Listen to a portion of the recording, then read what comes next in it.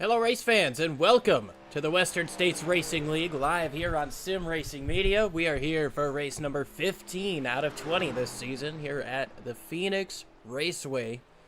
Weather here in the mid to high 80s here, not a whole heck of a lot of humidity, no chance of rain, a little bit of wind but not enough to cause anybody problems.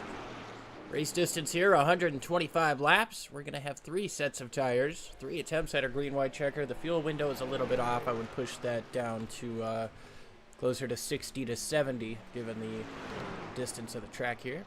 I'm Liam Irvig. Going to be rocking this one solo here tonight. Chris unable to make it, having some major technical difficulties on his end, so hopefully we'll be able to get him back next week, maybe even later tonight if he can get it going here. But working through qualifying here, just about 3.5 minutes left. Chad Stearns puts down his second lap. That's going to be good enough for 5th. Currently on the front row is Paul Crumray, but here's Jacob Jensen, the man who has won the last three races in a row, looking for 4. Going to come across to complete his first lap. Top of the board for Jacob Jensen. He's going to tie with Bentley Glazer. It looks like everybody's going to say lap number 1 is the one to go with. So we're going to have 125 laps here tonight at Phoenix. These guys in for what should be a fun race. They got 3 sets of tires in the pits, as mentioned, one that they start with.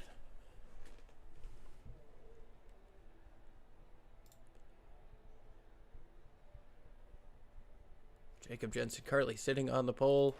Ryan Steele coming out here, getting a couple extra practice laps at the end of qualifying. Jeff Hollingsworth going to get himself out onto the racetrack. He was one of the faster drivers we were able to see out in practice today. Been strong in that number 97 Coast Guard Ford F-150.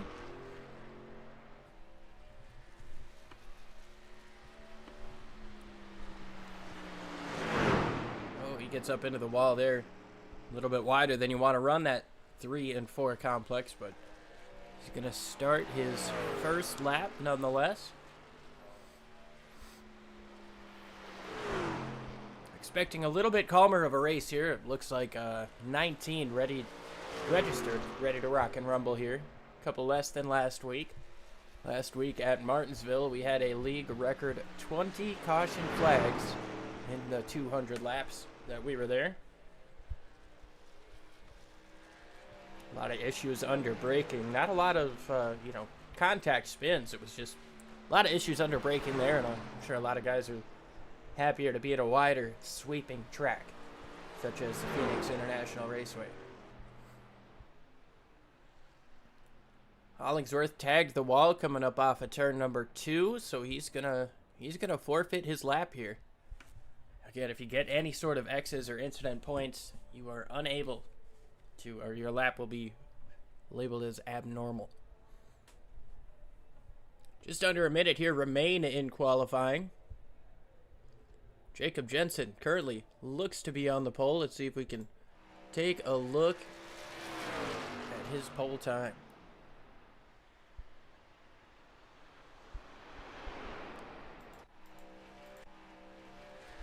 Let's go back one more, but here it is.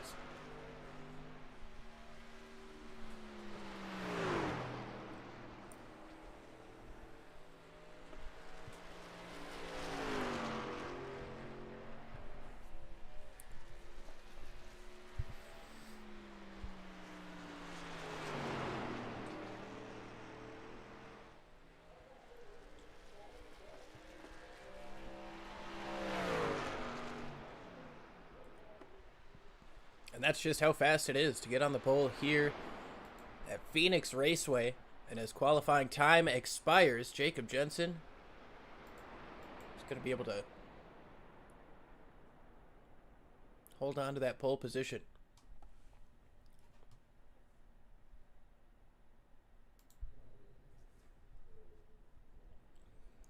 Well, as everybody gets ready, registered, and onto the racetrack, got time to go through our starting lineup here.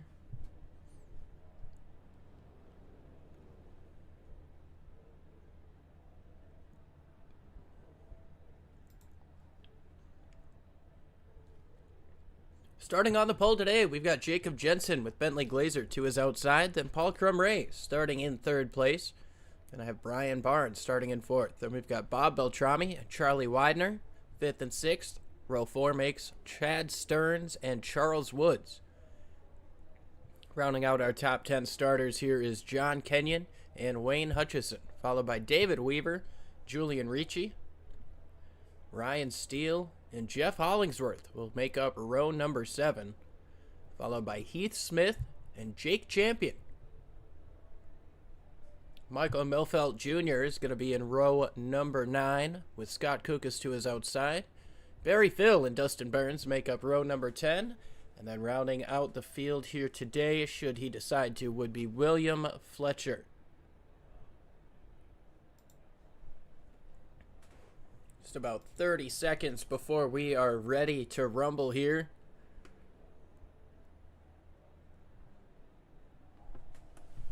Waiting on 4 drivers to be registered and gridded up here, now down to 2.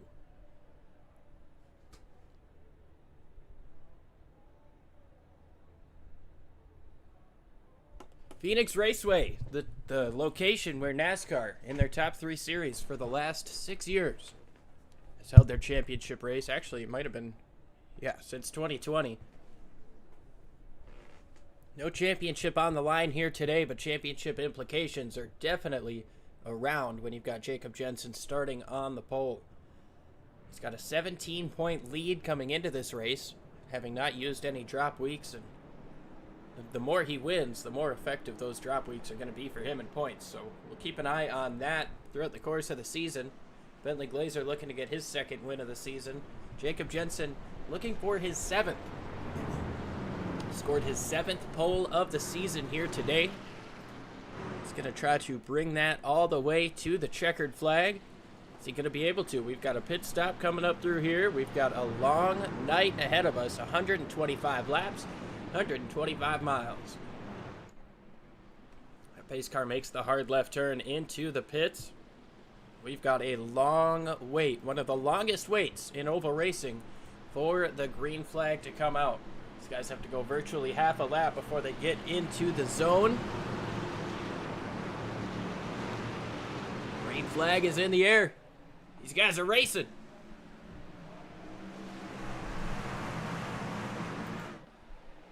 A lot of guys already getting all the way down on that dog leg, making it 2 and 3 wide here on the initial start. Through turns 1 and 2, still clean. Glazer trying to stay strong up on the outside, but Bentley Glazer holding strong. Down on the inside, they're neck and neck, they're nose to nose. Bentley Glazer with a little bit of a run through the center. Jacob Jensen has to slide up, and he's going to swing all the way down onto the flat of the racetrack, trying to shorten that distance between turn 4 and turn 1. Bentley Glazer not allowing that. He's going the long way around and making it work. He's going to be 2 car lengths clear coming up off of turn number 2. Just behind that, Paul Crumray is trying to dodge a battle here from, one sideways down the front, or down the back there. That was John Kenyon. Good save. He got it pointed towards the outside wall. Not sure if there was any contact to send him sideways, but good hands-on driving to be able to keep that thing straight. Bob Beltrami tried to hold out Brian Barnes, and now Barnes trying to hold off Widener, who moves down to the inside.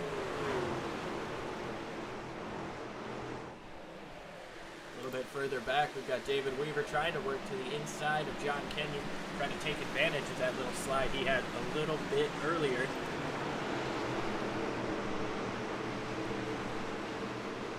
William Fletcher never got the start. The rest of the 20 drivers did, so we've got 20 on track, racing for a win. And Bentley Glazer able to drive away to about a 3/4 second over Jacob Jensen. Paul Crumray trying to close in on the back of that 64 machine.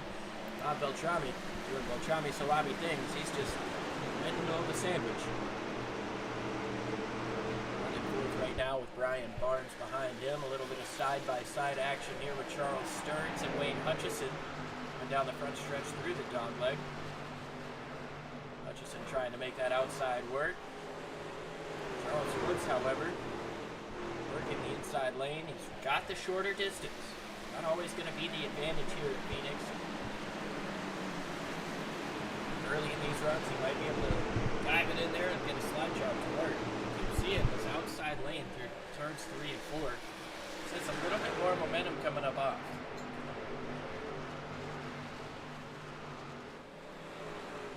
Chad Stearns just in front of this battle. We go side by side, just in front of them. Brian Barnes finally relinquishing the position to Charlie Widener. And 95 up into the top 5. And Wade Hutchison up into 8th, as now he's under. Now he's trying to attack. 305 of Chad Stearns. Appreciate everybody tuning in live here. We're used to having a partner, which I believe I might have one. Let me just get one moment here. I believe I've got one Alan Bergen up in the booth with me. Alan, you got a copy? I got a copy. How's it going, buddy? Not too bad, not too bad. I'm glad to hear from you. You missed so far. A pretty good race. I've got to make sure my stuff is all set up right so that you're in here. I mean, I tell you what, it's like a sprint race here in Phoenix. Here is still different here as we're watching these drivers. You know, we got just shy of 22 drivers in the field tonight, and I got to tell you what, Bentley Glazer is you know, some of these drivers that we normally see on Sunday nights with Icon Cup Series are in here practicing, getting some valuable seat time for Sunday, like your Bentley Glazers, your Jake Champions, your as we go under caution for the first time tonight. Heath Smith has gone around, gone straight to the pits. We got the first caution of the race here on lap number 10. And Alan, this is kind of a welcome sight to go 10 laps before the first caution. Last week was a little bit hectic. Take a moment to see what happened with Heath Smith here. Bring out his first caution of the day.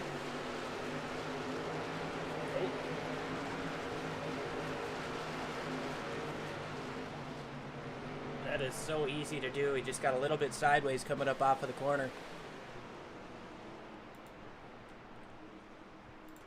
Try to get another angle of it.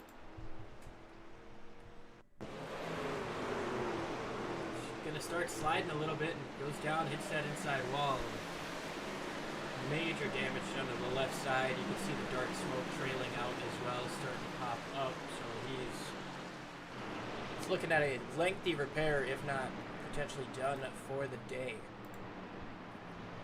Yeah, definitely no fast repairs in this league, as you just mentioned here. Oh boy, watching that replay just hurts. Yeah, it's a heavy impact, and Alan, I know you've raced with these guys a lot in this league, and you can attest to how tough these trucks are, especially when you find yourself just slipping and sliding a little bit, and you try to keep your foot in it. Well, I tell you what, Liam, I have won the race at the beer stand with this league multiple times. Probably more times than I can count.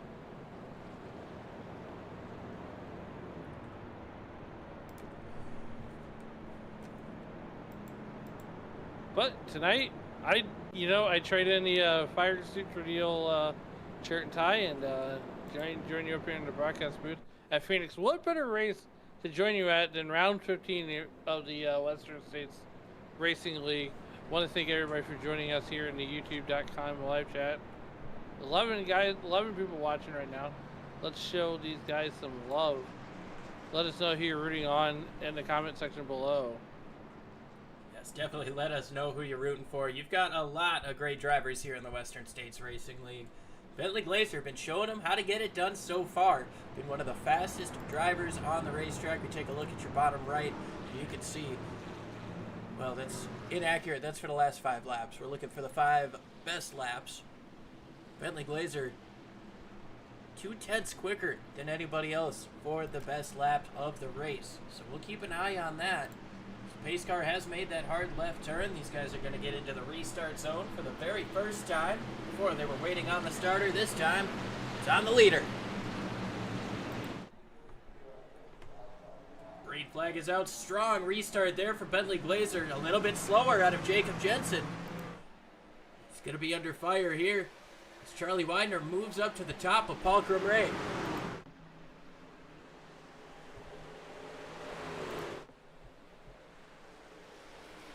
A lot of shuffling here in the first lap of this second stanza of the race. Bentley Glazer able to get out to a couple of truck length lead over Jacob Jensen. Charlie Widener trying to get around Paul Crumray for third place. Crumray not wanting to let him go, but the outside coming up off of turn 4 down that front straightaway just seems to have a little bit more momentum. Charlie Widener fighting hard up on the top. Yeah, definitely. I like those lines that these guys are taking, you know, and this is the reconfigured Phoenix Raceway. But, you know, as Liam, as the sun goes down, the grip of this racetrack is going to get higher and higher. So you want to take care of that right front tire as you know, also that I noticed too, when you come down off of the apron there in the dog leg, that can create a loose condition. If you're not ready for it, that truck will get away from you. These trucks, ever since that last update, are hard to save. You can see on the bottom right corner there, the weather situation. Right now it's 84 degrees. It's great. You're up in the stands. You ain't got a lot of sun on you. You still got some heat with you. The track's still at 88 degrees. It's not super hot. You know, in comparison to what we would have seen during the day, we would have been well over 120 degrees. But as the temperature keeps going down, as that sun goes completely down out of the horizon, like you said, Alan, that track temperature's just going to keep coming down a little bit. Yeah, definitely. But here comes Bentley Glazer. Jacob Jensen trying to close in just ever so slightly. But he's got a hold. That's the cars, Charlie Widener and Paul Crumray. Like I said earlier, some of these drivers, a couple of drivers in the field actually, are getting ready for Sunday as we crown an Icon Cup Series shipper. But tonight, we're truck racing with WSRL, the Western States Racing League. And Bentley Glazer showing the way here as we work lap number 17 rather. So far, so good here in Western States Racing League at Phoenix. Side by side here between the 155 and the 19. That's Julian Ritchie in the 19 this week. Wilfeld Jr. goes all the way to the bottom. He's going to let Beltrami through as well.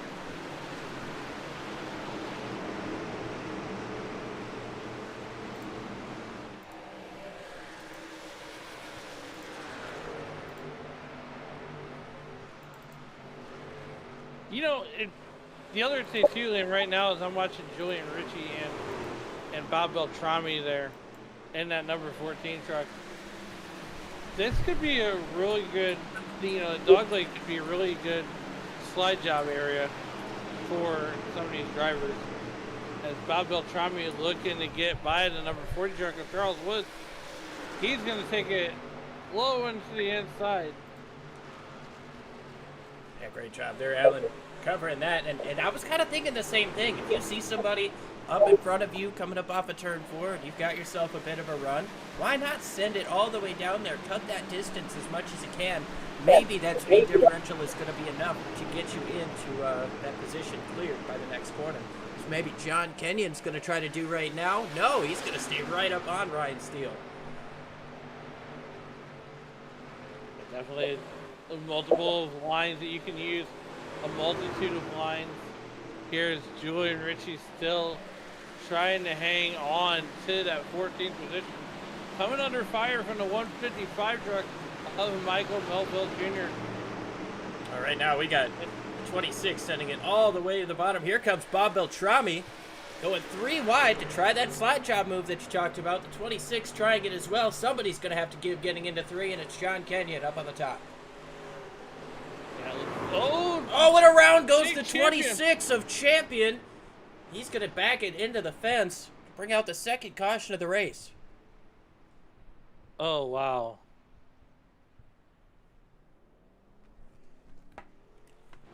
Go ahead and try to get another look at that one here.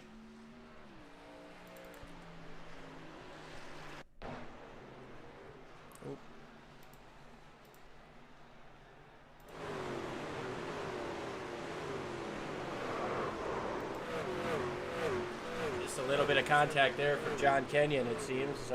Got the job done there. Yeah, it doesn't take much at this racetrack to get a truck around, Liam. Just the lightest little bit of contact, ever so slightly. And, you know, I got to know, Liam, you are... we all know that you're a huge Tyler Reddick fan. But who's your pick to win on Sunday? That's a good question. Bring the hard-hitting questions to the booth. You know, I think for me, the sentimental choice would have to be Denny. So let's take a look here. We've got a lot of guys coming up into the pits here.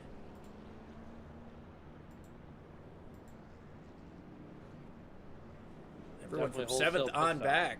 Bentley Glazer, Charlie Widener, Paul Crumray, Jeff Hollingsworth, Bob Beltrami, John Kenyon, and Charles Woods stay out. Michael Milfelt Jr. is going to win the race off pit road over Chad Stearns, Brian Barnes, Ryan Steele, Wayne Hutchison, Barry Phil, Julian Ritchie, and Jacob Jensen seems to have fallen all the way back. He might have been speeding on pit lane.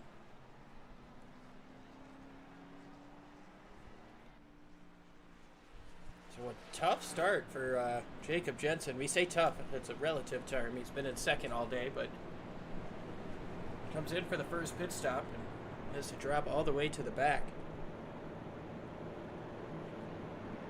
Boy, what a... I mean, his night goes from just about bad to worse. And we've got ourselves, for the first time in a while probably, we've got ourselves a little three-man booth. Chris Murphy able to get back up in here after some technical difficulties. Chris, you got a copy? Maybe. We might have a Chris, but we've definitely got a restart coming our way. The lights are off on the pace truck. Chris, I think I got you. Yeah. How's it going, guys? Go right ahead. I'll jump in a minute. Well, you heard her here first. Yeah, that pace truck makes the hard left turn here on lap number 25, coming to 26. So 20% of this race has been completed. One pit stop made by everybody 7th on back. Bob Beltrami actually came in for a quick little top off on the first lap 10 caution. Green flag is in the air. We're racing once again.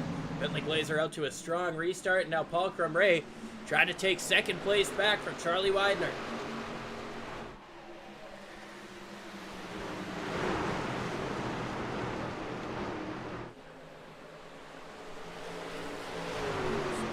Wide action here with Michael Milfelt trying to work his way through. It looks like he may have taken fuel only, if not just 2 tires. Only spent 6.7 seconds in his pit. Go ahead and make the joke if you have to. Other than that, everybody 14, 15 seconds behind him for pit stops. That leads me to believe 4 tire pit stops remain. Bentley Glazer holds out of the race lead. Second place battle, though, still absolutely on fire. A little bit loose out of turn 2 for Paul Crumray. That's going to give Charlie Widener the advantage getting into 3 and 4. And clear is the 95.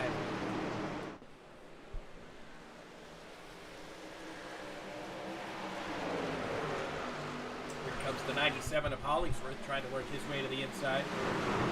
Take advantage of a slightly falling 96, and here comes Chad Stearns on the bottom. He's a driver who came in to pit under that caution, so he leads the charge of these fresh tires. Bottom side, 3 wide. He doesn't care what side he's on as long as it's headed to the front. He's going to get around that 97. Doing that slide job move that you talked about, Alan.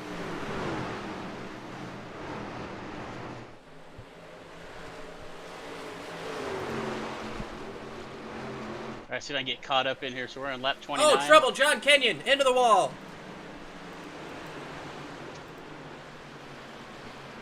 Wayne Hutchison pushes him through. The caution comes out for the 3rd time, just as Chris was getting ready to say hello. A little bit of trouble. So I felt like I was working on a race car again. Had a computer apart in pieces, trying to get back together. It was not a happy thing. We're 3 wide coming up off of 2, and yeah, just kind of the squeeze play there. We'll see if we can get another angle down the back straightaway potentially.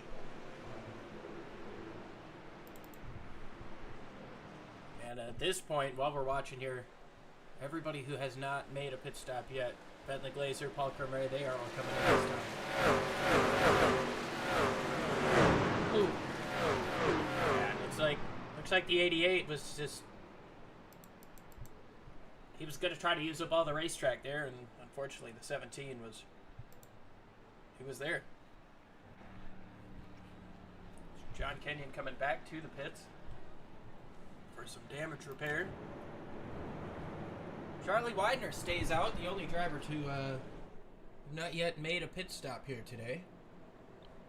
Chad Stearns going to be restarting in second.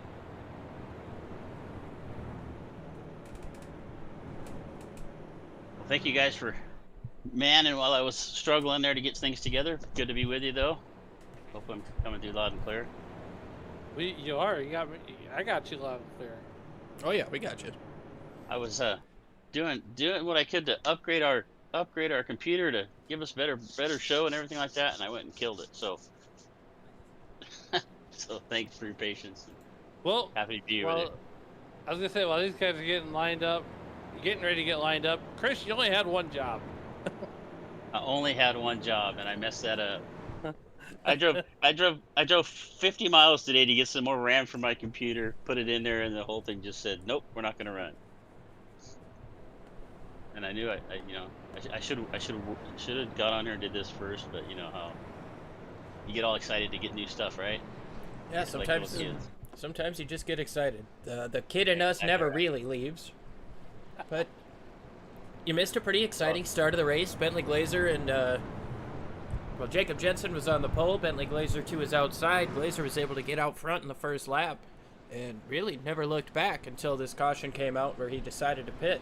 Now Charlie Widener out here on old tires, the tires he started this race with, is Chad Stearns up to his outside, who has less than 10 lap old tires. Ryan Steele just behind him in the same boat. Bob Beltrami, I believe, in third place is on old tires as well. So we'll see what Jacob Jensen can get here. He's in 5th. Top 5 all ready to go. 3 of them on fresh tires. Into the restart zone we go. Green flag back in the air. Widener gets away. Widener with a good jump. Beltrami way down on the bottom. I love that line here at Phoenix. But you can see Jacob Jensen with just a little bit above him right there with a much better run. Jensen tries to get Beltrami for 3rd here, looking at the back of the 05 at Chad Stearns. Yeah, you can see just a little bit of a wiggle on Beltrami just beneath him. Take a look behind down the back straightaway, guys. Still staying too wide, trying to fight for position.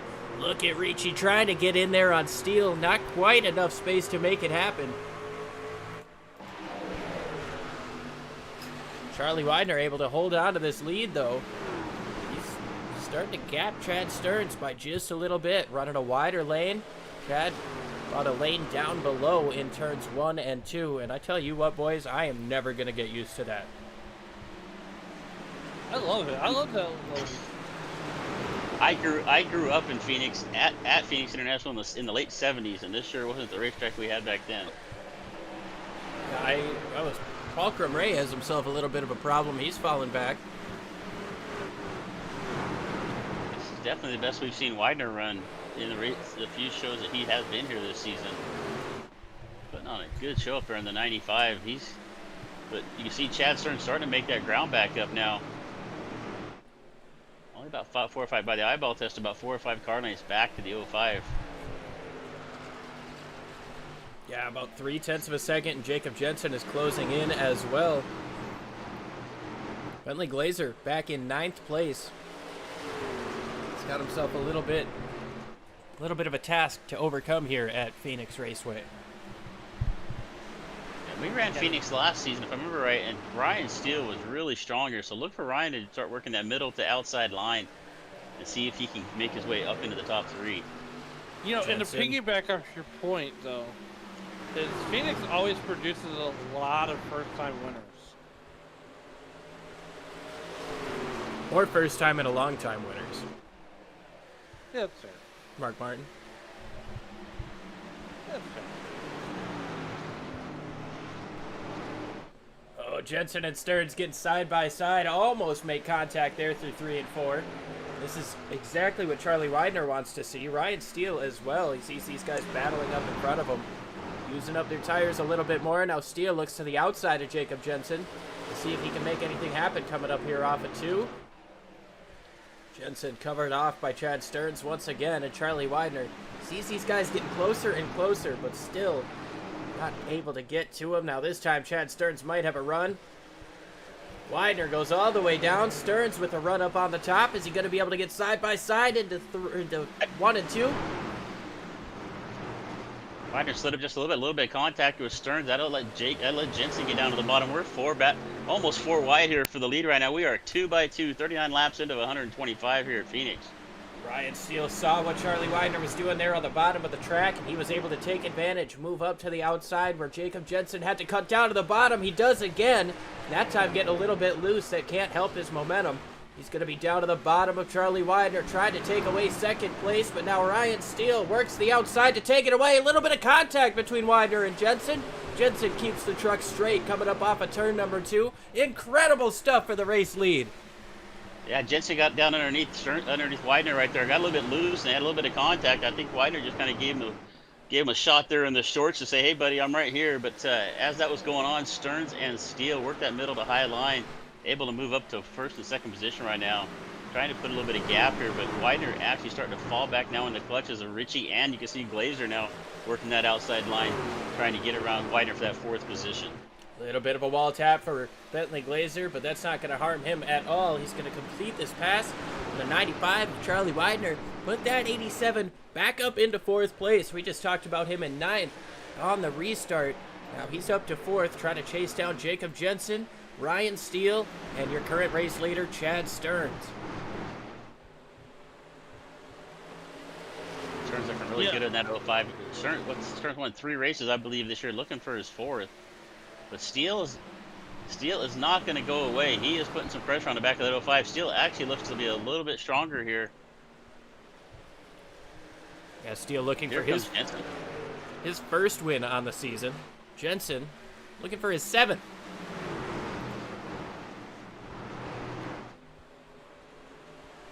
Stearns wants to try to catch up in that win total.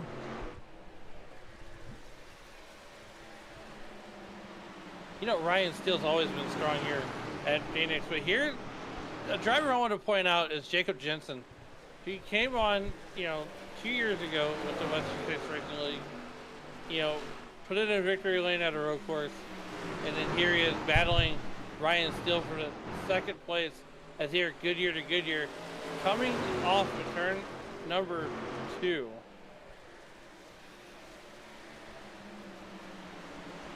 Yeah, Jensen 6 wins on the season right now. Looking to make 7th. Looks like he didn't. Qualify on the pole, fell back to 3rd here, trying to make his way back to the front, and he's got Glazer now all over the back of him as well. Yeah, it would appear that on that first pit stop that Jensen took, he may have had himself a speeding penalty or an unsafe pit entry of sorts, because he had to drop to the back. Restarted that time in 19th position, or 18th position rather, and Scott Kukas just behind him. And, from there on out, it's just been back to the front.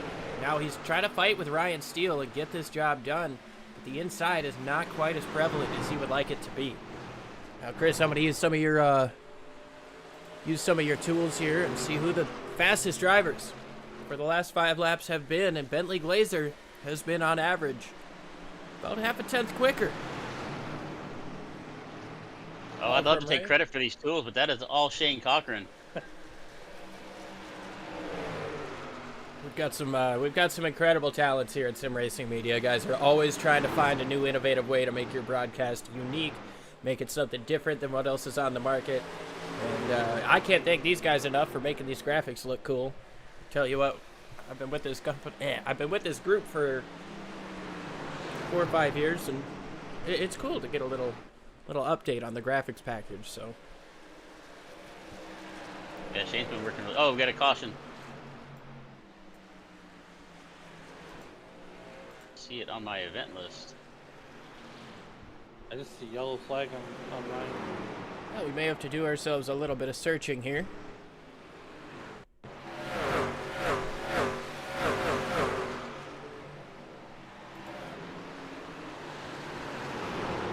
And there found it is.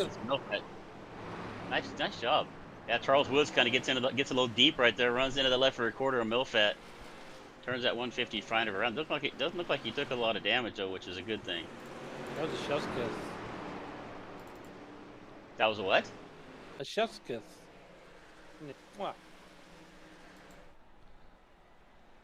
He kissed the wall. Yeah, Woods. I don't know. I'm gonna give you the crickets on that one, Alan. I'm sorry. I rendered you speechless. That's all that matters. You This come in quarter here and render might me be a little leash bit better. because that's doing a lot.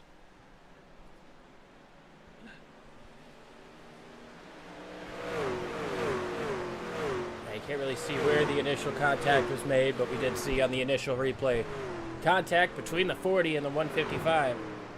It's Milfeld into the fence.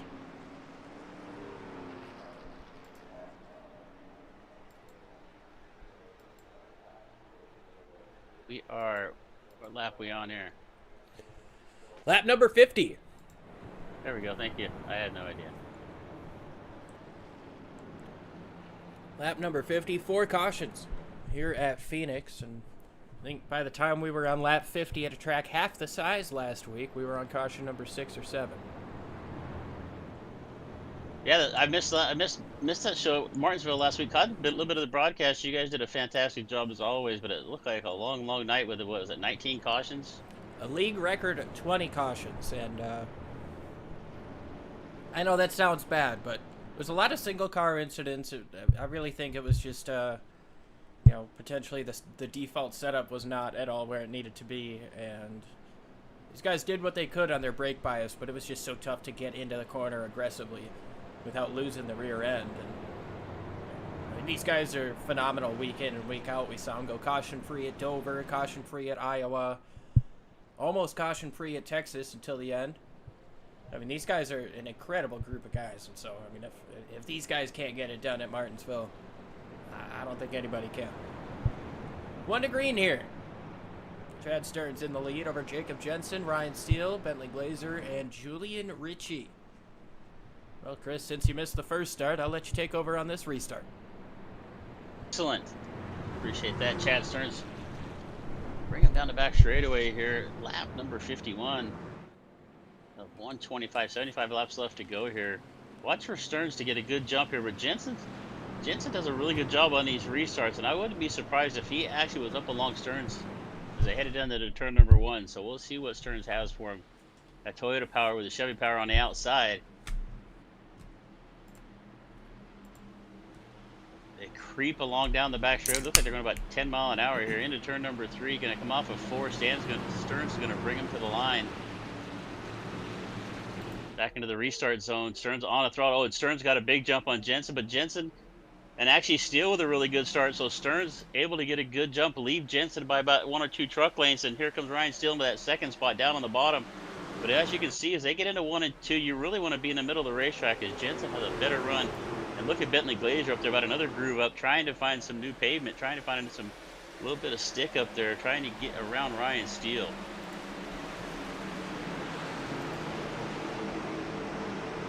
Yeah, we're able to see Paul Crabray. He was super fast in practice, excellent in qualifying. Now he's trying to work his way down the inside of Bentley Glazer to take away that 4th spot. Glazer doesn't want to give it up. Julian Ritchie already gave one up to Paul Crabray, and he's going to look up top to try to take it back.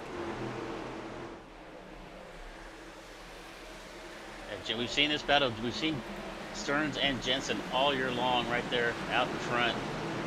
Oh, Barnes gets in a little bit deep right there. Just about gets in the back of the 19 truck, but Brian Barnes, with his years and years of experience with these trucks, able to check it up there, but it actually checked up just enough. He is actually going to lose a spot back there.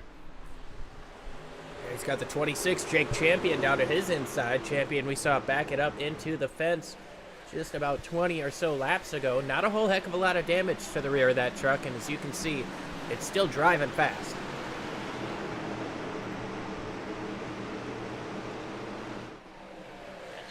champion. Not a name I'm familiar with. Was he at Martinsville last weekend?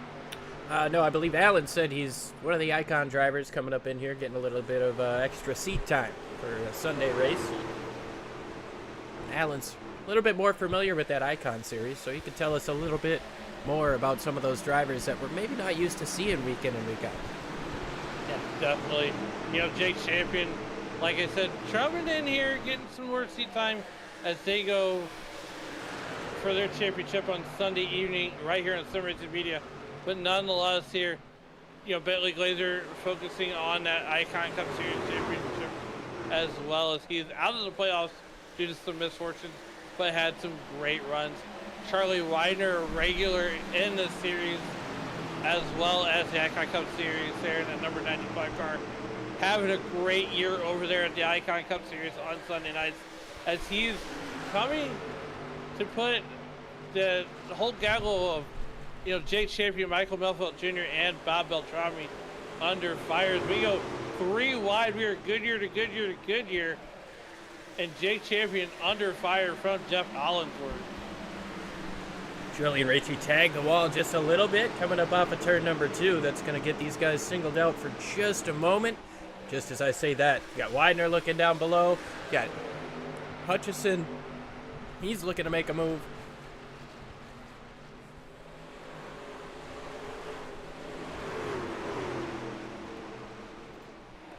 Out front, though, it's still Chad Stearns, but Jacob Jensen does not want to let him stay out there. Right to the rear bumper, almost contact made in the middle of the corner. Jensen checks up just a little bit. It's going to allow Stearns a couple of car lengths for comfort, but I don't expect that to last long. So if you're one of these Icon drivers, how much information are you actually gathering by just running these 125 laps to get ready for Sunday night? Well, you'll be able to figure out how the car or how the track is going to change, potentially a bit about how the car is going to feel in dirty air. So now you see Jensen get big time sideways. Beltrami's going to try to look down to the inside. Not quite enough momentum out of that 14, but he's closing in. And look at Bob Beltrami. He pitted on lap number 49. We haven't even talked about his work up through the field, but he has done an incredible job, and he's passing Jacob Jensen with ease for second. What a march through the field from that Beltrami salami machine. Almost gets into Jacob Jensen. Those lines of entry look massively different. Jensen's going to go way wide. Michael Milfelt Jr. also on the same tire strategy as Beltrami. Going to try to follow him through. And this is not uncommon for us to see Jensen struggling late in runs on these old tires. We've seen it from him a little bit at the end of last year, a little bit early on this season too.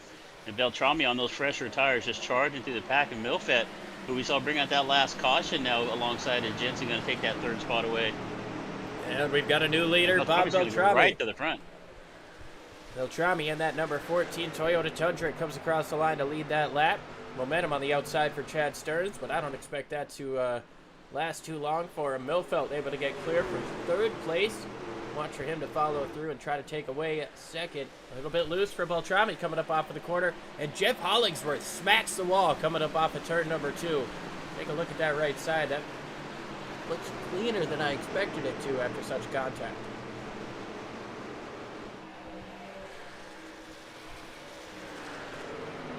And 97 to Hollingsworth's had some good runs off and on throughout the season. I got a fresh paint job on that 97. He's trying to chase down the 26 at Jake Champion. Yeah, we saw Champion get up to, I believe it's high up as 7.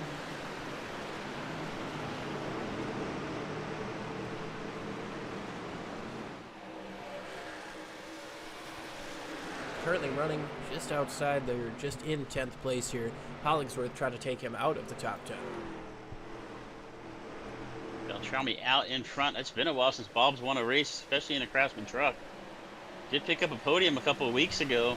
Had him up in the booth. He's pretty excited here for the last part of this season. We've only got about 4 or 5 races left to go now. Can Bob pick up his first win of the season here today at Phoenix? And he is setting a pretty good pace there. Milfet now up to second.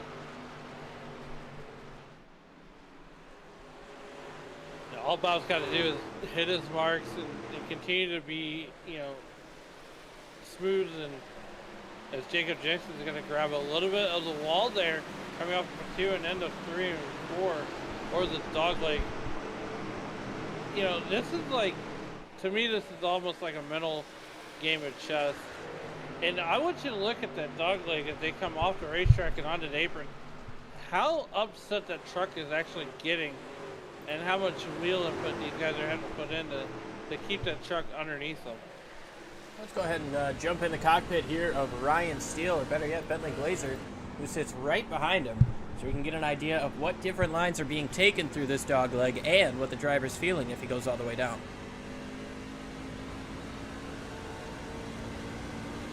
And you can see that transition. You dive down to that bottom of the racetrack and you transition back up onto that bank, and it is not an easy transition. You can lose the truck really easy right there, but Glazer doing a really good job just trying to find a little bit different line. He is making up a little bit of ground on that 12 truck. Just not enough yet. Just got to find a little more extra. Actually, he's going to close in about one more car length on him. So Glazer looks to have the pace. And he's going to look down to the bottom, going to run down the bottom, coming up through the start-finish line here. One more time, trying to get around that number 12, Ryan Steele. Take a look at our fastest 5 drivers on the track right now. Heath Smith back out on the racetrack after an early caution. He's going to be fastest. These drivers, Michael Milfelt Jr., Charlie Widener, Bob Beltrami, Wayne Hutchison also up there.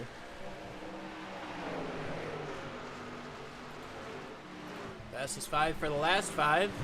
Once again, Milfelt tops the board there. Beltrami, the leader, sits in 3rd, just a couple of hundredths off.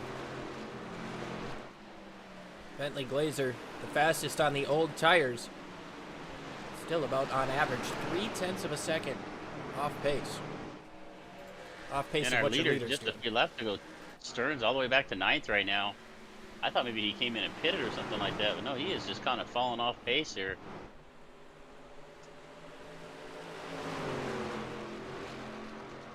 Milfelt is closing in on Beltrami. Charlie Widener trying to close in as well. He's just a little bit quicker than both of these guys in front of him. Look at the different lines being used. Milfelt carries a lot more speed through. Beltrami cuts down earlier to try to shorten the distance.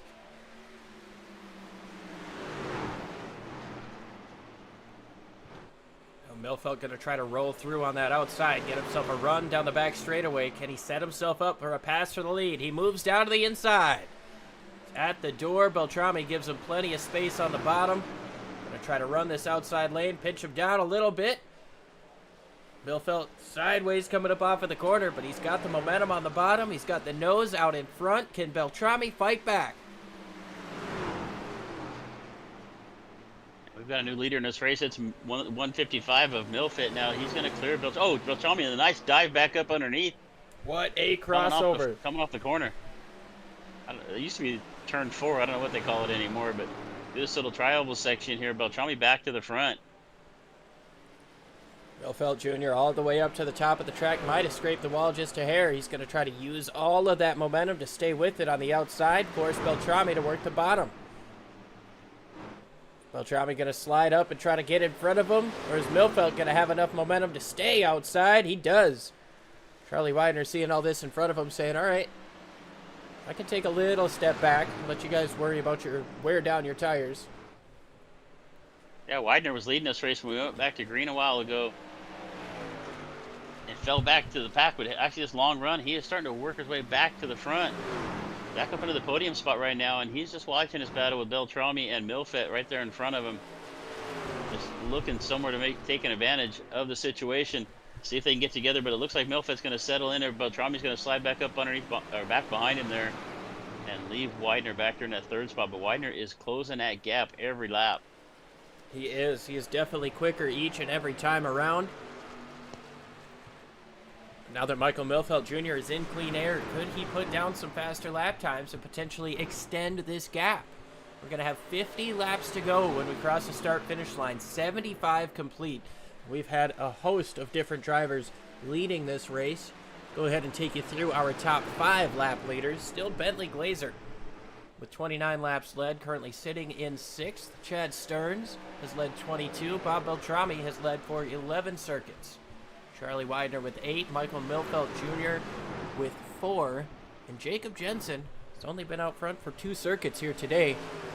Virtually led all but 2 last week. If not last week, then the 2 weeks before that. Yeah, Jensen comes into the night, 17-point lead over Wayne Hutchison. So even where he's running at right now, he'd still lead this race with the point lead. I don't think Jacob really expected to be in this position where he's at right now with 6 wins, leading this points chase with this great group of drivers we have with the Western States Racing League. But looking forward, he's last time we talked to him, he was really excited to try to claim his first title, and he just got a few more races to hang on. Well, hang on, he must. The driver right behind him on track is the driver closest to him in the points battle. That's Wayne Hutchison in the 17. 17 points behind coming into this race. No drop weeks have been accounted for yet, as both drivers have completed or have made all 14 and now 15 races. So drop weeks are going to come off of bad finishes, which really just falls into Jacob Jensen's favor because he doesn't have very many.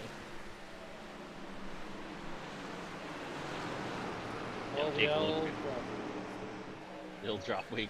That makes it challenging to figure out the standings towards the end. It'd be nice if it was just cut and dry. It's really easy to see, but gotta try to figure out what their lowest point was and so on and so on. But right now, Jensen's looking pretty consistent, but he's got that 17 truck.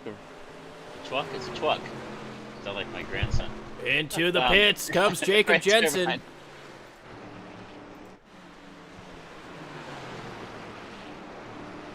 80 of 125. So I would expect right now, if he can come in and get a full tank of fuel, 4 new tires, I think he'll be able to take that to the end. I'm sure we can go at least 45 laps here at Phoenix.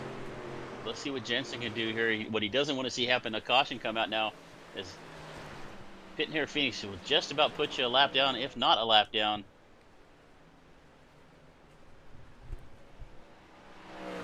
Well, he has gone 1 lap down to Michael Milfelt Jr. now. And you know what they say at the end of these things, you want to be the first to pit last. Jacob Jensen had a considerable gap between him and first place. Is he going to be able to make up that time? Yeah, we'll have to see if he can get out here with some fresh tires, put down some good laps, maybe do an undercut on these guys. If they stay out there for a little bit too long, it looks like Milfit pitted back on lap 49. But he's got about 30, if my math is right, about 33 laps on these tires.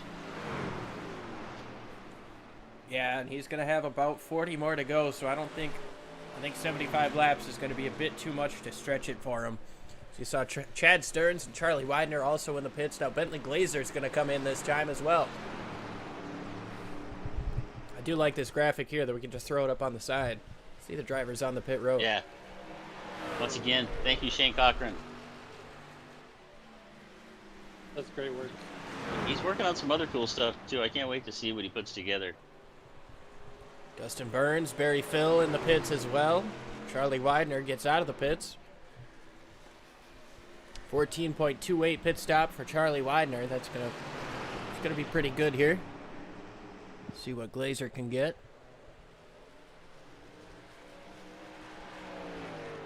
Up at the lap times right now, and Jensen running a 27.476, about 1.2 seconds faster than the leaders right now. If he can put down about 5 or 6 laps, I'm guessing, right, and then these other start to cycle through their pit stops, I think we're going to see Jensen somewhere back up into the top 3 as we cycle through. But can he hold on to those tires towards the end of this long run? He's got about 40 laps left to go right now. He's got Bentley Glazer just behind him, 1.5 seconds separating those 2 drivers. Can Glazer try to close in and deny Jacob Jensen of another win? Charlie Widener, saw him come out of the pits a couple of laps, or came into the pits about 2 laps after Jacob Jensen did, and he remains in front of that 64 machine. So interesting call out of Widener's pit, allowing him to stay in front of the 64, one of the most dominant drivers on the season. Still in front of the 87, one of the most dominant drivers of the day. Yeah, only about 3/4 of a second separate Widener and Jensen right now. So of the cycles through here. Milfett and Beltrami are gonna have to pit here, I would assume, within about the next 10 or 15 laps at the longest. That 95. Where the heck was he going? I thought he was heading down into the pits.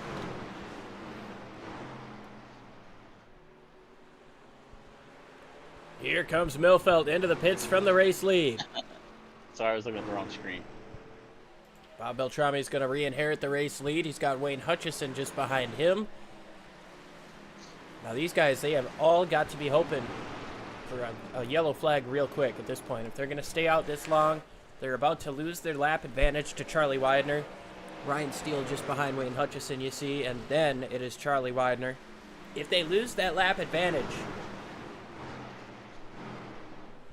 well, I should say, if they have the lap advantage, caution comes out, Widener's got to take the free pass, everybody else waves around. So that keeps these guys up front.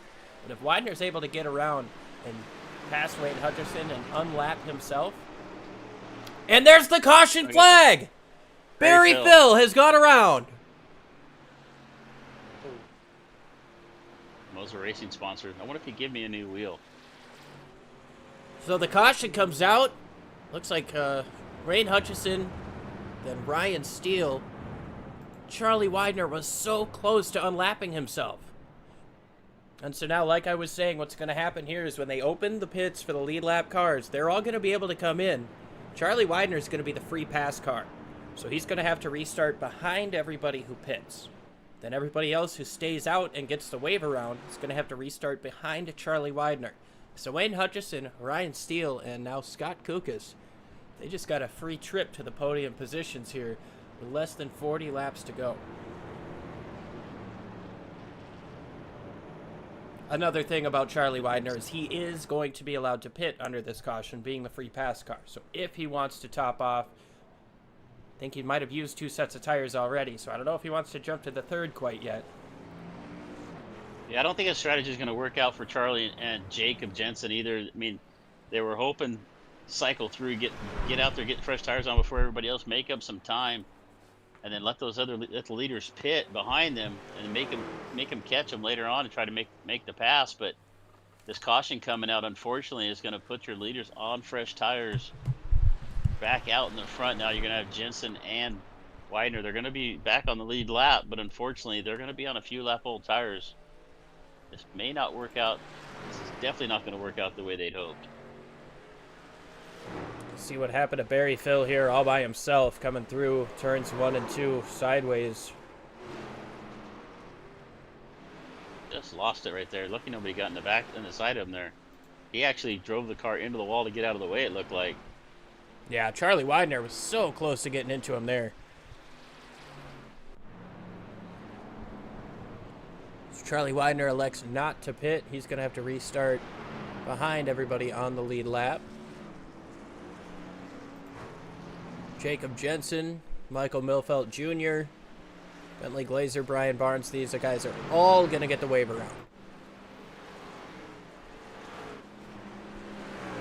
It's going to get interesting. Now let's see if any of these guys are going to be back on the tail end of the lead lap. They might not, if they can get into the pits and get back out, they might just jump in and take on a new set of tires if they have any left. What was the rule for night? 4 sets of tires?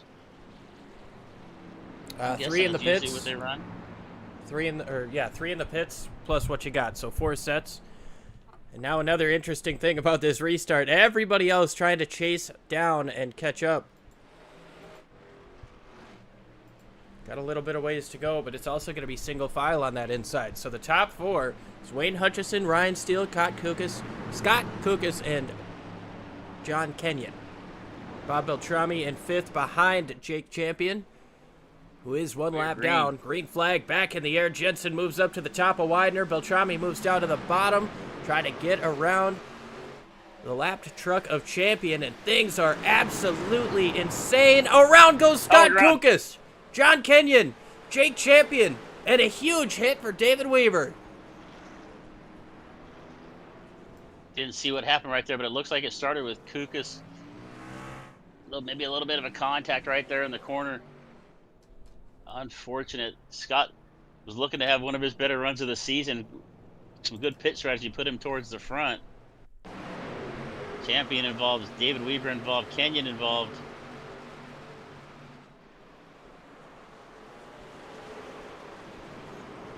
Kukas got into the 88. They both got sideways. Champion got turned around. Weaver got a pretty hefty piece of it on the front.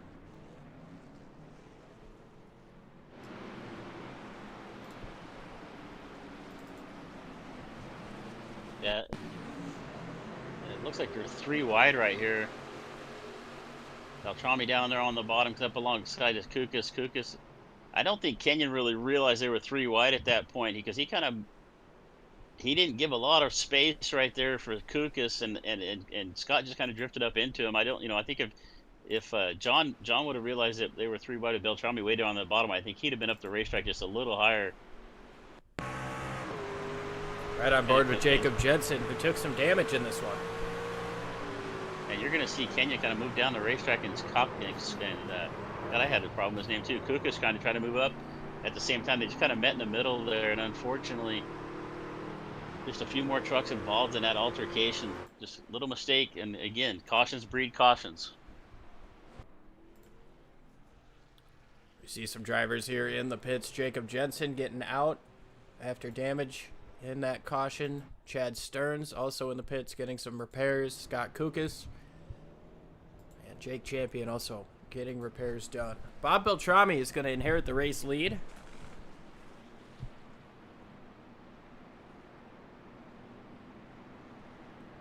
Touches and Steel Beltrami up there in the top 3. Widener right there behind him in the 4 spot. Milfett pitted back on lap 87, so he's on some fresh tires. We'll see what he can do with it. I do apologize. Correction. Wayne Hutchison is in the race lead over Ryan Steele. Bob Beltrami in 3rd. Charlie Widener will be 4th. Michael Milfelt in 5th. Going to be a single file restart due to the nature of the caution on the first lap. Going to be 31 laps to go, or 30 laps to go rather, when we take the green flag. So Wayne Hutchison in a prime opportunity to gain some points here on Jacob Jensen, who sits in 12th.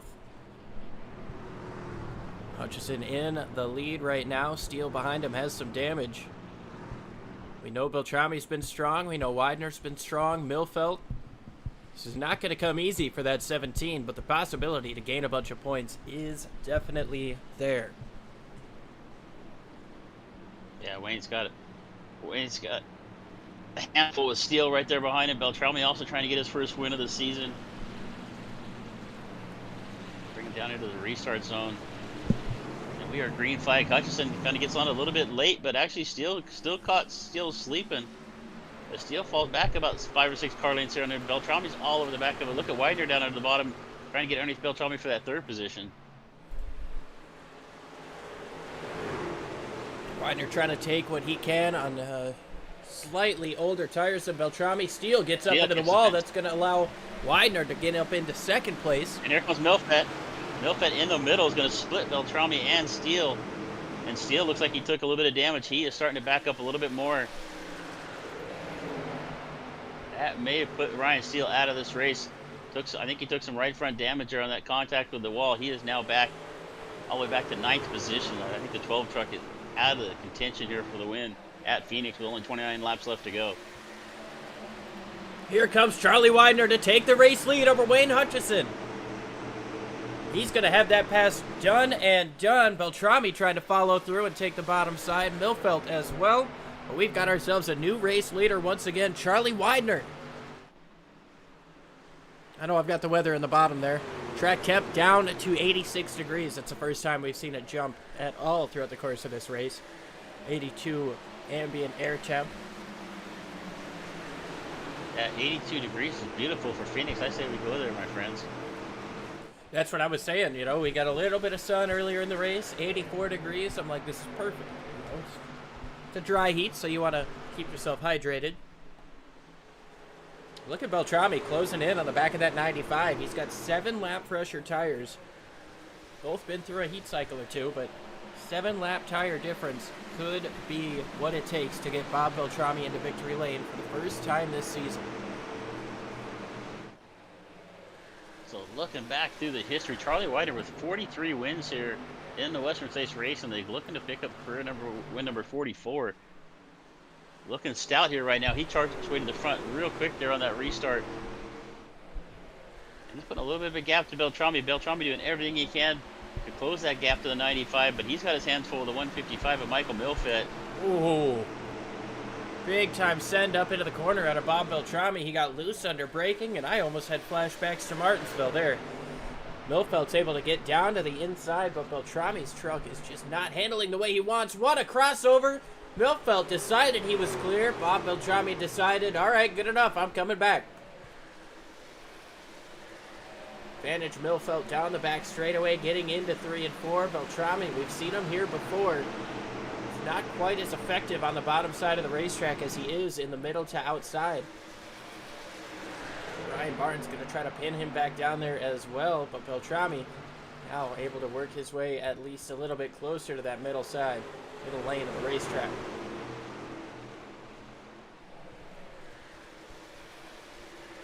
Barnes gets up into the wall just a touch. Bentley Glazer looking down to the inside. Jacob Jensen goes to the middle to make it 3 wide. Not quite able to get his nose in there, but he gets the advantage over Bentley Glazer, and Jacob Jensen trying to fight his way back up into the top 5.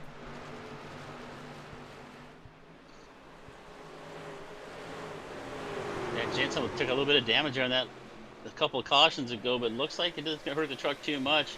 He's working his way back up through here, but he's got Bentley Glazer all the way back. But here comes Jensen down to the inside of Barnes in that Ford truck. I think we're going to see Jensen with a little momentum off the corner. You can see him pulling up alongside of that number 4 as they cross the finish line, the start-finish line actually right there. And it's Jensen now moving up back up into 4th. He's got Bob Beltrami right there and for a little bit loose right there. Barnes almost gets into the back of him. Jacob Jensen involved in that last caution, came in, took repairs, but he also got tires.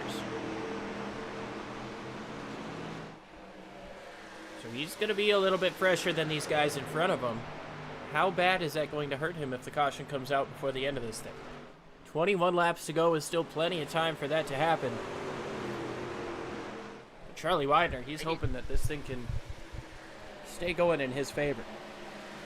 I gave a little bit wrong, incorrect stats early. Actually, Widener with only 6 wins here with the Western States Racing League. His last victory coming at Richmond in the Gen 4 cars back in August of 2024. So Widener looking to pick up his 7th career win with the Western States Racing League, and he's doing a really good job right now with 20 laps left to go. But Michael Milfett is back there lurking. Can the 95 hold him off here for just about 20 more laps? And watch Jensen.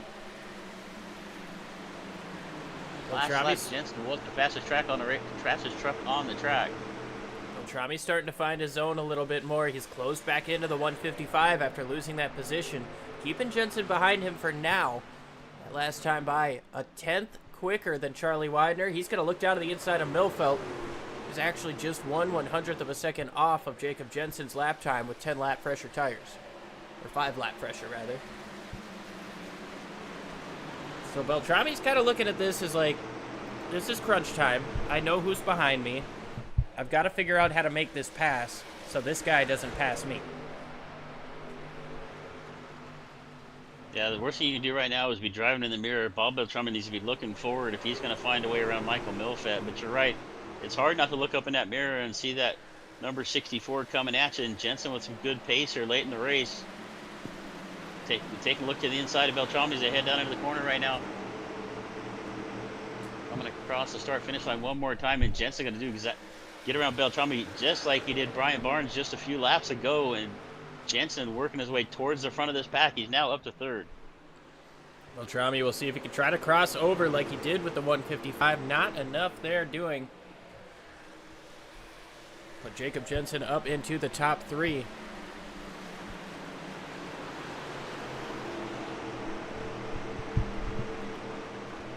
Michael Milfelt right to the rear bumper of Charlie Widener. Going to try to take it. Which way does he go? He's got to do it quick. He knows the 64 is coming, and he is on much fresher equipment. But we also saw how Milfelt was strong with clean air. Jensen looks to the outside. He's going to cut over to the inside and try the same move that he did on Beltrami. Milfelt just a little well scouted for that, but here comes the 16. Lap truck of Weaver. Millfeld could not use up all the racetrack that he wanted to right there. No, unfortunately, they did catch Weaver there at the widest part of the racetrack. But we've got a 3-truck battle for the lead right now. Widener, Jensen, and Milfett. Jensen has the pace. He looks like the fastest truck on the track, and he is right now trying to get around the 155 for second. And Milfett doing a good job of defending. Going to jump down in front of him, take that bottom line away. Risky move there from the 155. Not quite clear, but jumped down. He's got the run on the 95, though. Can he take it up on the outside, getting into turns 1 and 2 here. Jacob Jensen moves to the inside to try to take it all away on the apron. Michael Milfeld Jr. has got himself a run up on the top side. Loose is the 95. Loose is the 155. They almost make contact down the back straightaway. Yeah, Jensen got up underneath Widener right there for the lead, but he got a little bit loose as well. So everybody fighting these older tires right now. Milfett now to the front. Widener second. Jensen in third. 13 laps to go as we come across the line. The 155 now out in front. Charlie Widener really does not want to let Jacob Jensen through. Here comes Jensen up to the outside. Widener blocked him down on the dog leg. There's contact coming up off the corner, and around goes Widener. Jacob Jensen with more damage. I'm not sure if Widener got a little bit loose coming off right there and chased the truck up the racetrack, but Jensen was all the way up alongside him. I think they could have given each other a little bit more space right there. I gotta go back and take a look at that and see exactly what happened, but unfortunately, we were looking for a nice 3-car battle right there for the lead. And you can see Jensen there on the outside, works his way to the outside of the 95. He's up to the door. He's got the line right there. They come off the corner, and Widener just kind of moves up the racetrack. I don't really know if Jensen could have gone any higher than he already was. I don't know if maybe Widener, I don't know if Widener's spotter was telling him it was clear. I don't know. How do you see that, Liam? I think he could have given him a little more space. Yeah, I think there's a good shot of it right here. Jensen along the outside. Let's see if... Oh, you know what? It looks like Widener picked up a little bit. I don't know if he picked up a little push right there, but you can see the truck wiggle, and he chased it up the racetrack. I'd like to go inside the cockpit there with him and see if we can see where he was turning the wheels. You see him off the corner right here. Yeah, I think you can see he was fighting a little bit right there, right before the contact, and I'm not sure. But still, I think they could have given each other a little more racing room right there. Yeah, I agree with that. I think it would be foolish to say that he didn't know he was there.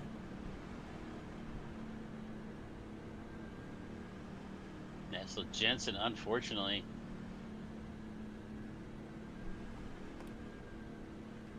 Wait, let's see here. Where's Michael Milfeld? I was just wondering the same thing. So he came in and pitted. He came in and took tires. So Milfett, Barnes, Hollingsworth, Cremera, Glazier, and Widener all came in and took on tires. Oh, that left Jensen, Beltrami, Stearns, and Burns out in front.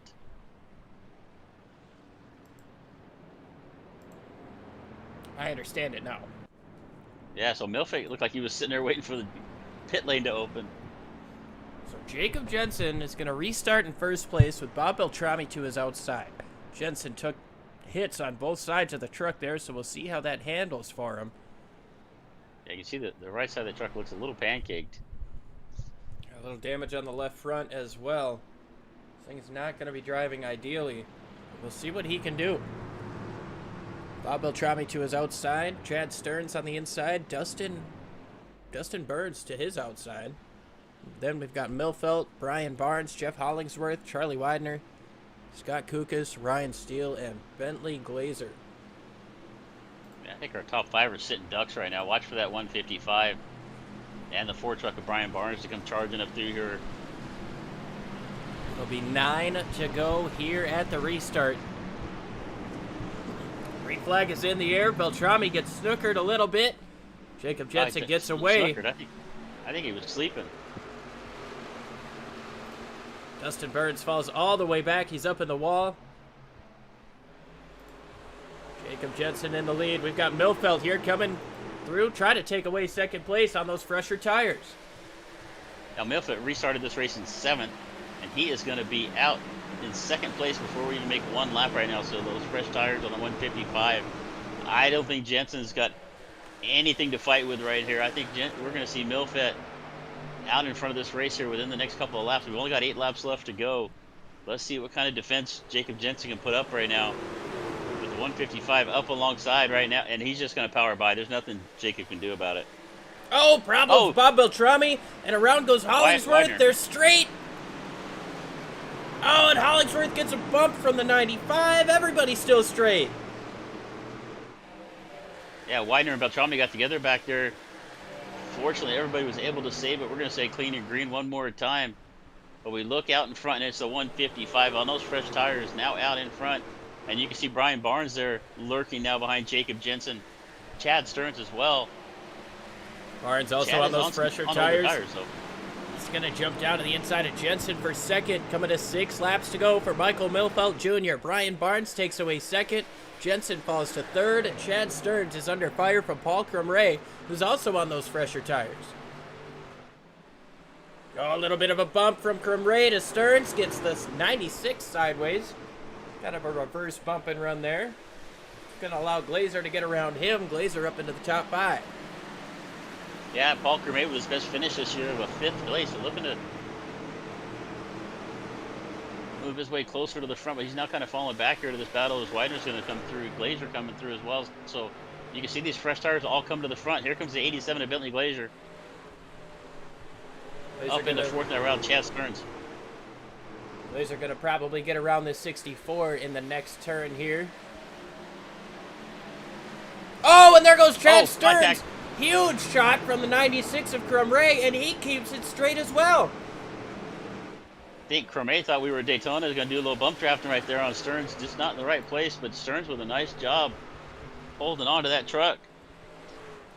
Let's see if we see any kind of retaliation there. It doesn't look like it. I don't think Glazer's now up to 3rd. So fresh tires paying off for the top 3 right now. It's Milfett, Barnes, and Glazer. Widener trying to get to the inside of the 64. Here comes Crumray. Oh, and there goes Jacob Jensen around out the front bumper of Charlie Widener. Caution comes out, and we're going to go to overtime. I had looked away from the screen for just a moment. Was that some retaliation, or that's Then you go back and look at that. That's interesting to me. We do need to go back and look at that. That is interesting to me, because if that is retaliation, I don't think that is at all deserved or how you do it. We'll take a look-see here. 95 still into the back of the 64. Pushing him. Oh, yeah. Oh, yeah. He just turned him. I mean, I'm just going to call it the way I see it. Kind of bumped him a couple of times and then just got up on that left for a quarter. And I think if we go in the truck with Widener, I think you'll see him turn the wheels to the right there, right about the start-finish line. And you got to wonder, you know, that contact that we saw earlier, if they have a differing opinion on that, because, you know, what I saw up in the booth was the 95 kind of opening up his steering wheel, and Jacob Jensen left with nowhere to go after the contact. I like to see the cockpit shot right here from Widener as they cross the line.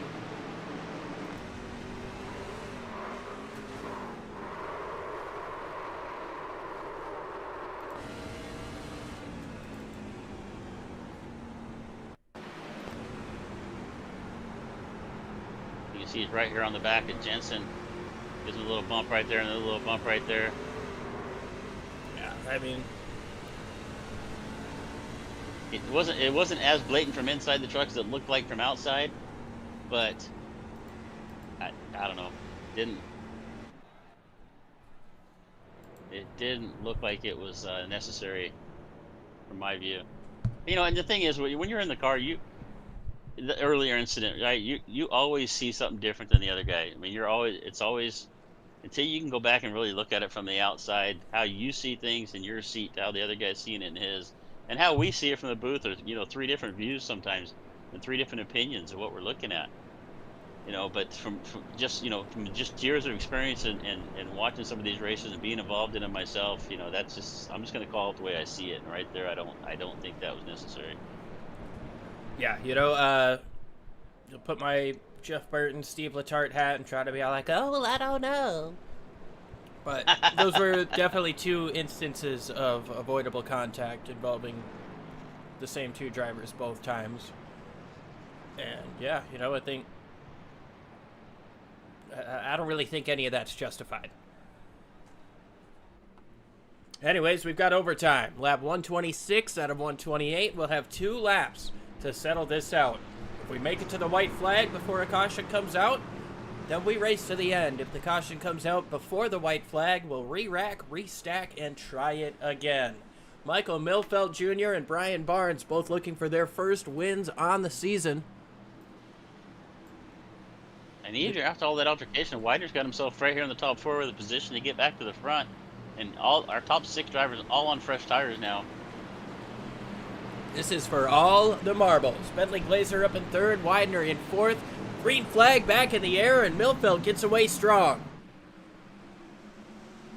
Milfeld with a good start. Bentley Glazer going to close up on him here, and you can see Widener down there on the bottom trying to make his way around Brian Barnes for that 3rd spot. Hollinsworth on the outside in the 97, so we're side by side for 3rd. In the meantime, Milfeld has separated himself away from this group. As the 97 gets into the fence a little bit right there. Glazer now in 2nd. And we are side by side for 3rd with Widener and Barnes. Everything's still clean and green. Milfeld's going to take the white flag. He's got 0.3 of a second over Bentley Glazer, and that doesn't seem to be diminishing after the first lap. Glazer will have 4 more turns to try to close in and make a move, but it looks like Michael Milfeld Jr. is doing everything right here coming up off of turn number 2. Michael Milfeld Jr. comes in at the opportune time to put on fresh tires, drives through the field, and he's going to get the job done here in the desert. Milfeld Jr. wins in Phoenix. Bentley Glazer going to come home in 2nd. Brian Barnes holds on to 3rd, and it's a 95 of Charlie Widener. They're in the 4th position. Milfeld picking up his 7th career win here with Western States Racing League. His last win coming back in August of last year.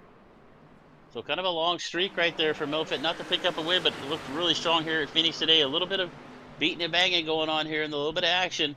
But in the end, it was Michael Milfeld finding his way to the front.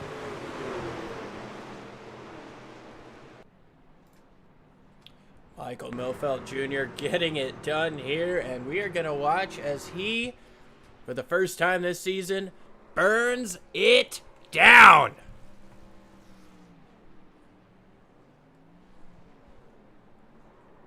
Trying to show some of these. We've seen some guys try to do some donuts this year, not nearly that good. Oh, nice maneuver there from Chad Stearns, not to run in the side of him, but Milfeld out there celebrating. He earned this one today. He made that right call right there at the end, taking out some fresh tires. Michael Milfeld Jr. getting some love from Bob Beltrami there. Just trying to blow the engine, it would seem, but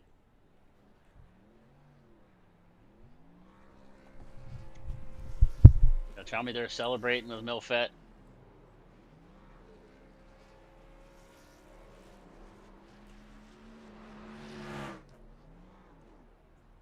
A little bit rougher racing we're used to seeing here with the Western States Racing League, but in the end, the cream usually rises to the top, and it's Milfeld, Glazer, and Barnes. Brian Barnes with a great run.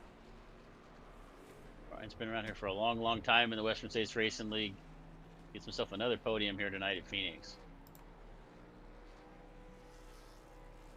Barnes still looking for that elusive first win, but at least on this season. But it'll be nice to be able to take this momentum with him and move forward into next week, a place where momentum really doesn't matter, Talladega.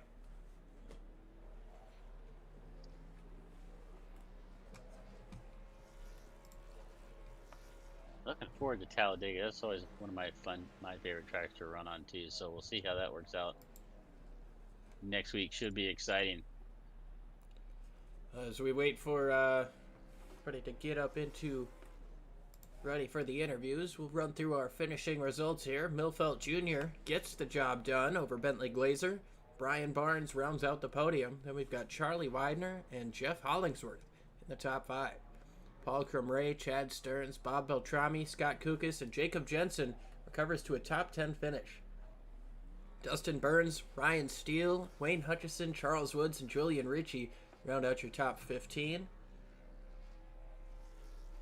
And we've got John Kenyon, David Weaver, Barry Phil, Jake Champion, Heath Smith, rounding out the 20 drivers who started the race.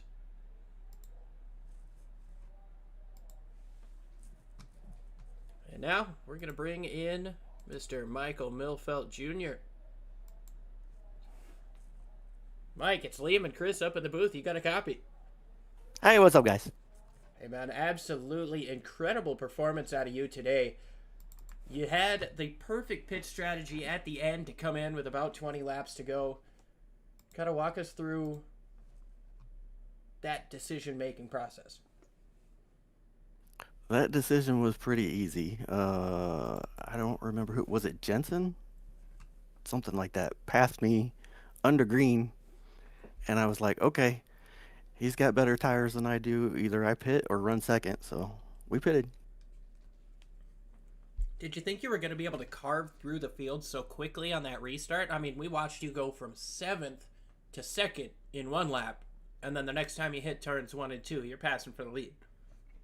I did not think it was gonna go that way. No, I figured it was gonna be a battle all the way to the front, but it was relatively smooth. It was a good thing. Well, Mike, you started in 17th here today, and you've pretty much raced with everybody on this racetrack here today. What's it like to be able to beat these guys? I know it's your first win on the season. We got guys like Jacob Jensen, who's won 6 times already. What's it mean to you to be able to get out front and show what you're made of? It was fun. I tell you what, the win is not really as big of a deal as just coming and racing with these guys. These are a great group of guys. Bob does a great job with the league. I get to race with my teammates, Charlie and Heath. Those guys are great to race with, so it's just having fun. Well, awesome stuff, Mike. It's definitely great to talk to you. We want to know who helps you get it done. Who do you want to give a shout out to for such a strong run here in this 155 Toyota Tundra? Thank Bob for the league, all the admins. They do a great job. I want to apologize to Chad Stearns. I don't know if that was my fault or not, but I'm going to apologize to him anyway. But thank my teammates at Highline Racing. And thank you guys for the broadcast. Well, awesome stuff, Mike. Thank you for showing up and racing and putting on a heck of a show for us to talk about. Yeah, we'll see you next time, guys. Yes, sir. All right, and then we've got Bentley Glazer up in here with the second place. Chris, I think you got him. Hey, Bentley, you got Chris and Liam here in the booth. You here with us? Yep, got a copy. Hey, kind of yo-yoed back and forth throughout the field there today, but ended up getting yourself late pit stop right there. Did you, was that a planned thing, or did you just see that late caution come out and you just knew your only chance to get to the front was to come in and get some tires? Pretty much that. I needed those tires. I kept messing up when to pit, and I sped on the last pit stop, or else I thought I had a good shot to win, but after speeding, I didn't have the track position. Yeah, you looked pretty good. A few more laps. Did you think you might have had a chance to run Michael down there? Probably would have took a good amount of laps. He was pretty quick there. Maybe 30 laps or so. So probably not enough time to get there. We came in last week, last race at Martinsville, 20 cautions, and that one a little bit of beating and banging here in this one. But it looks like you were able to stay away from most of the incidents. I think I saw you get involved in maybe one of them. Yeah, I was pretty lucky tonight. I know my teammates kind of ran into each other a little bit, but other than that, it's pretty good. So we got Talladega next week. How do you feel about that? I hate restrictor plate racing, so we'll see. I just hate it. Well, hopefully you have a good run. We'll hope to see you next week back up here on the podium. But before we let you get out of here, you have anybody you want to give a thanks to? Thank you guys for broadcasting. Thank Bob Beltrami for the league, and thank all my teammates at OGR.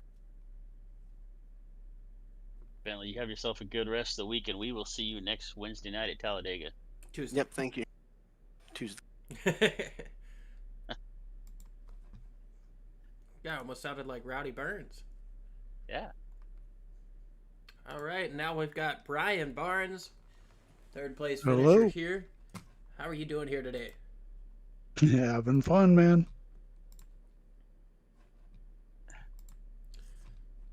Well, we're able to talk with you about kind of a roller coaster of a day. You started within the top 5, you fell back almost to 15th.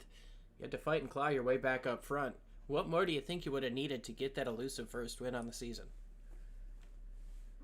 Been a little better on that last restart. I got snookered by old Bentley there and did all I could do to hold Jake off. So yeah, I guess I'm getting a little old. Been 21 years here there in the old WSRL, and but it never gets old. It's fun as usual.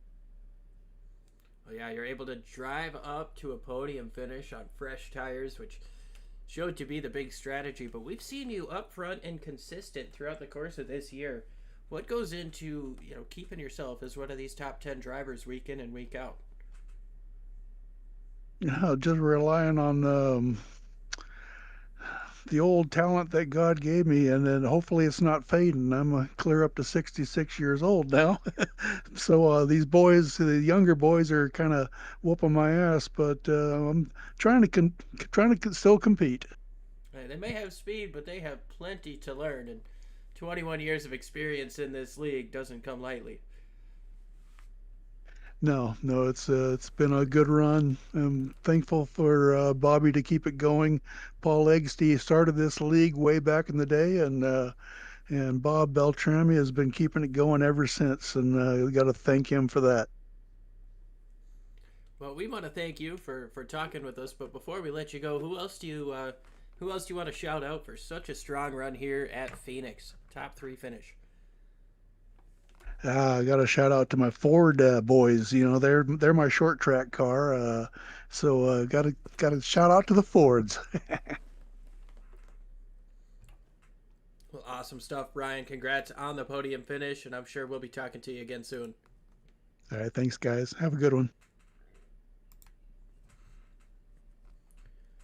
Well, that's going to about do it for us here on Sim Racing Media after another incredible race put on by these Western States Racing League guys. I mean, it blows my mind every time I see them on track. They're incredibly clean more often than not. Saw a couple incidents tonight, a lot last week, but this truly is an amazing group of guys to be able to watch week in and week out. Yeah, I think what we saw last week was just mistakes. I think we saw a couple things tonight where there's a couple mistakes, and then I saw a couple things that were probably avoidable as well. But 9 different leaders in this race. Michael Milfett leading 28 laps, got to the front, made that great call there at the end, as well as Bentley Glazer and Brian Barnes. That was the only chance they had to get up to the front. They came in and took tires on lap 114, and it paid off. Ended up being the right call. So Milfett with his first win on the season. And Glazer and Barnes with another podium finish on the year. We've seen them up here many times, so looking forward to next week at Talladega, see what that brings. Jacob Jensen kind of fell back here, but Wayne Hutchinson also struggled, so I think Jensen will still have the point lead when we come into next week with only about 4 or 5 races left to go now. Yeah, this was race 15, so we move into the final 5 race stretch. These guys are going to have to give it their all if they want to try to chase down Jacob Jensen for this championship, because he gained, not sure how many points, but I would guess 4 with his, or 3 with his 10th place finish and Wayne being in 13th. I would guess he gained 3 points on him. So potentially looking at a 20-point gap with these guys still having 3 drop weeks yet to go. Championship's heating up, and the action's going to heat up next week in Talladega. Find us same time, same place, 9:20 Central, 10:20 Eastern. Believe it is 7:20 Pacific Standard Time if you're in the Western States. Talladega Super Speedway for 75 laps. It'll be a blast. But I'll stop talking. Just going to leave you guys with as always, as you guys walk through the streets of life, please don't play in traffic. Have a good night, folks.